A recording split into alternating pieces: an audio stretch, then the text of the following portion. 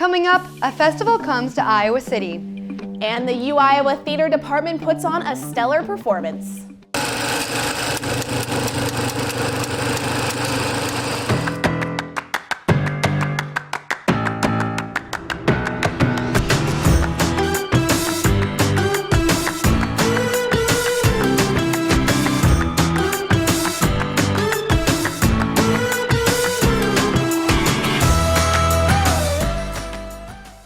Hello and welcome back to Word on the Street. We're back from spring break and back on your screens. Now, Hannah, I know that we have a lot to catch up on this week, and I know I watched a ton of movies over break as well, kind of just catching up, free time.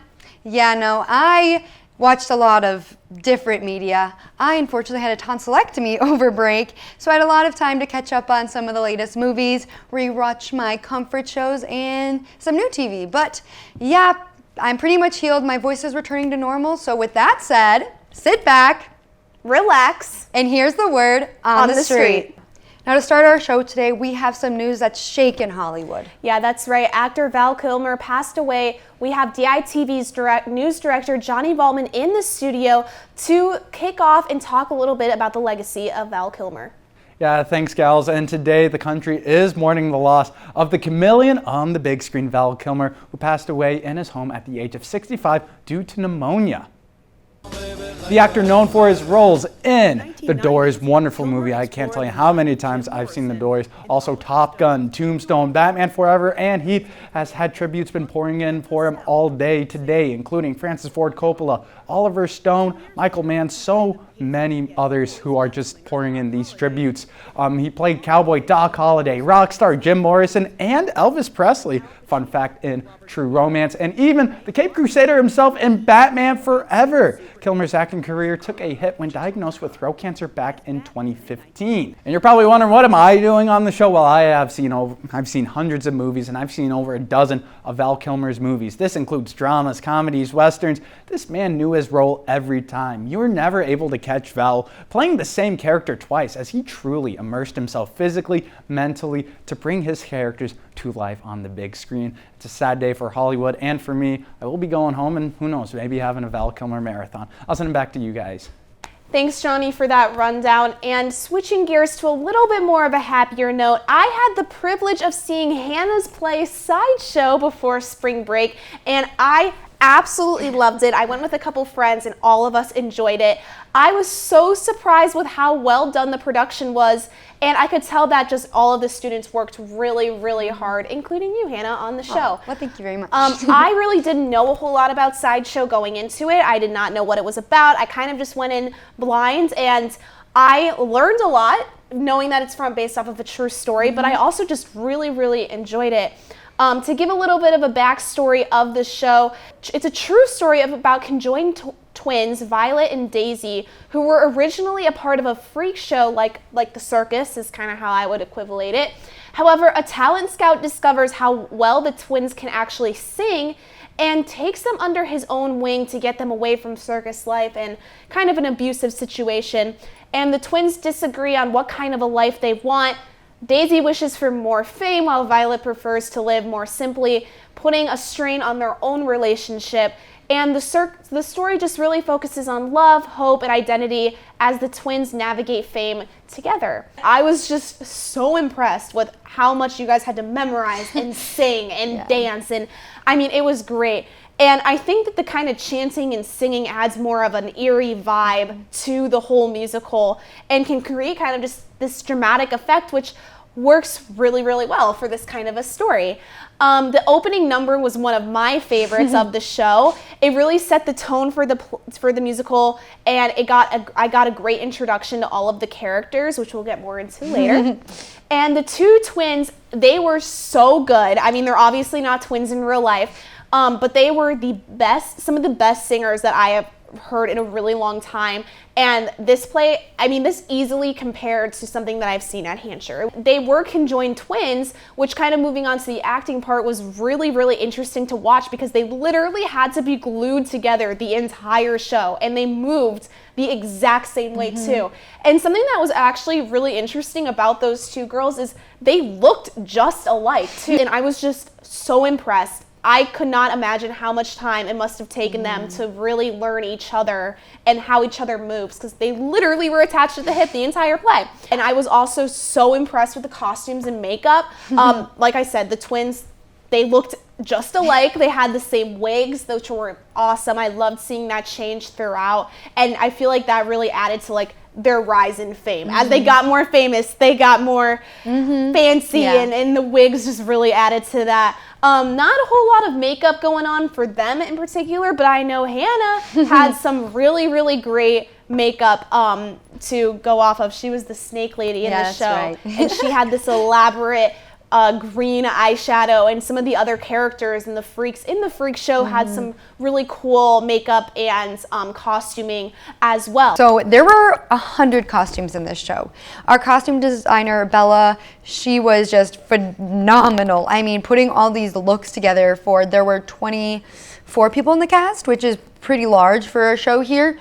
And each of us had at least 2 or 3 costumes, plus wigs, plus masks, plus makeup, access. Like, it was insane how she was able to put all this together and pull it off. I mean, just an amazing job. I really loved how I got to see both sides of every single character in the show.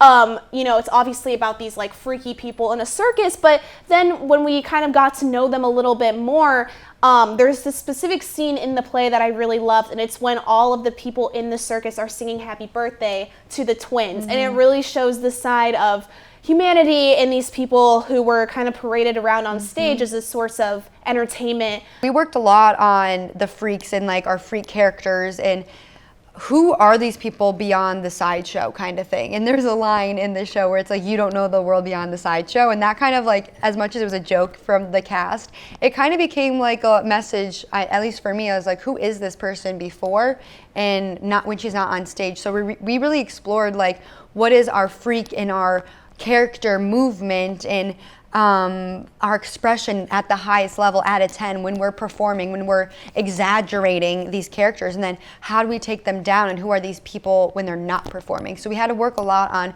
finding the differences, but the main theme of the show is these people are being exploited, right? They're being exploited because they have nowhere else to go. This is the only job they can have because they've been turned away. So they found a family within each other, but they're also being exploited for other people to come see these freaks, you know?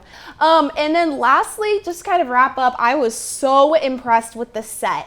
I thought this set was probably more elaborate and well done than some of the shows I have seen at Hampshire these past couple of years.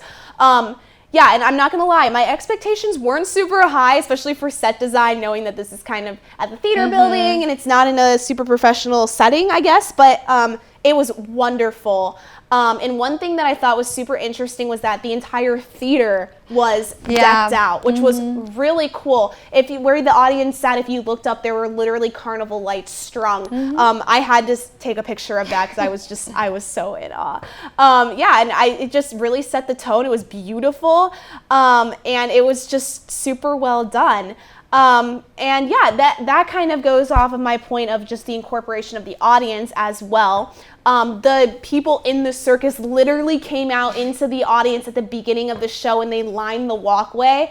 And I just thought that was a great way to engage with the audience. And some of the younger siblings in the crowd were just getting like such a kick out of that. And they loved every second of that. And I loved seeing them light up. And it was just a great way to make the audience feel like they were a part of the show. I was just super, super impressed, and thank you for inviting me to come because I absolutely loved it. Yes. And I'm so glad, and next time I see sideshow being put on somewhere, I am definitely going to go. Now, we have some other art that went on during, right before break. So we're gonna bring in DITV reporter Liz Schultz, who's gonna tell us a little bit about some of the coverage she's been doing.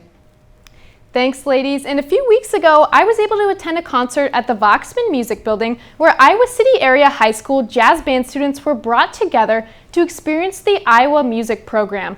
It was designed to encourage them to enroll in the programs and further their education. 88.3 KCCK's Corridor Jazz Project at the Voxman Music Building brought in the top high school jazz ensembles from Iowa City area schools. One of the concert goals is to encourage students to get involved in jazz programs beyond high school. And we think it's good for the University of Iowa, too, because it exposes them to the campus, the culture, and the facilities of the university as well. Some of the guest artists featured were former Iowa music students who are now in music education or related careers. KCCK DJ, Iowa music student, and former Corridor Jazz participant says he aspires on that path. You know, I got to see people my age starting to be guest artists.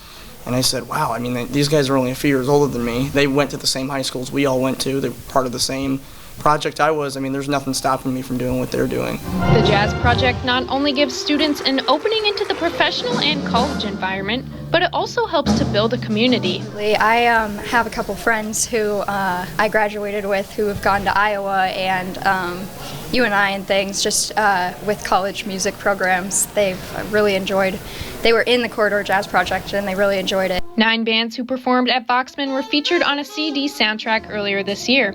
Many of those high schools participating were also selected to perform at the Iowa Jazz Championships later this year.